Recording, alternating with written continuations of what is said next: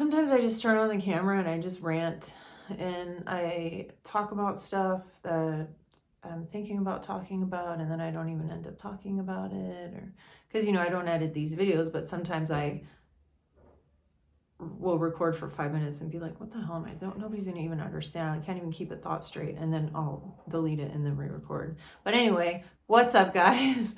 Welcome back. I think today I'm going to talk about medication.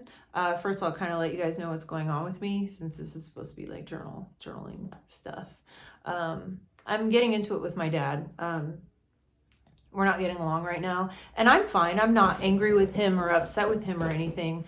I'm disappointed in him as a human being, but I think that most adults are disappointed with their parents as human beings when they get older. So, I mean, just something you got to deal with, Dad. Anyway, yeah, it has to do with basically, he tries to support me in my lifestyle, and he wants to connect on it and talk about it and stuff. And when I try to tell him my feelings about it, he gets immediately defensive, and he says that I am being extreme, or he says I'm saying that his whole life was a waste, that he didn't help any animals at all, because he worked with for animal control for a while, and so he spent a lot of time. He's dedicated his life to animals. He works for animal control. I volunteer at an animal shelter. I live a vegan lifestyle now. I'm very, very, like, I love animals. Like, I have to speak for them. I have to be a voice for them. I think that what's happening in the world and the way that we treat animals is disgusting. And honestly, like last week when I went to the pig vigil, I realized, like, if there is a God, I'm in hell. Like, this is hell. Witnessing this kind of torture and pain and seeing it, it's hell.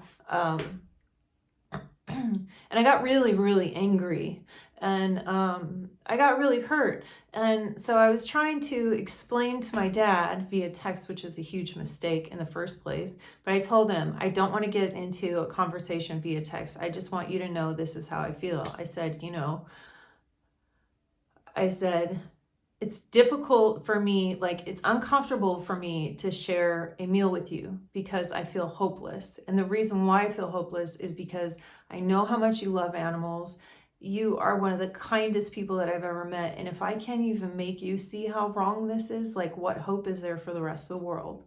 And after the fact, I thought about it, and I was like, I shouldn't have put that much weight on him, because he will never change. And it doesn't have to do with being vegan or anything like that. It doesn't have anything to do with that. It has to do with him changing as a person and accepting the fact that it was wrong. I'm not, like, everybody has their choice to live their lifestyle. I believe it's wrong to harm animals for personal gain. And that's my belief. And you can love me or hate me for that, but that's my belief. And he tries to say that he believes the same thing, but whenever, like, I start to talk, he just gets so angry and he starts yelling at me. And this happens a lot. I was watching a video the other day about an activist who was doing a video, and some guy comes by and throws a water bottle at the activist for no reason. They're just super angry. It's like screaming, "Get out of here, you're crazy." So yeah, when activists show up somewhere and they show, like, slaughterhouse footage or whatever, people get violently angry. They get upset and they get hurt. So if you're eating something and you're putting it in your body and you don't want to see how it got to the process of being on your plate, that's totally your choice.